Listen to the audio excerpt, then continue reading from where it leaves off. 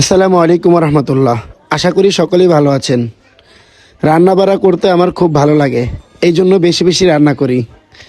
সকলে দোয়া করবেন। আর যারা যারা খেতে চান সকলে চলে আসুন আমাদের বাসার পাশেই, ইনশাআল্লাহ সবাইকে নিয়ে একসাথে খাবো। চলে আসুন।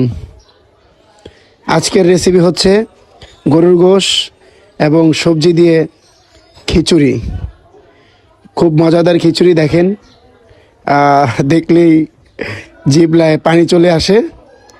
আহ, সকলেই দোয়া করবেন এবং সকলের কাছে দাওয়াত রইল। সবজি দিয়ে গোশ দিয়ে ভুনা খিচুড়ি খাওয়ার মজাই আলাদা। তো চলে আসুন এই শীতের মধ্যে। এই যে দেখুন, চাউল, মুগ ডাউল এবং খেসারির ডাউল এবং মুগ ডাউল। এই যে দেখেন বাঁধাকপি,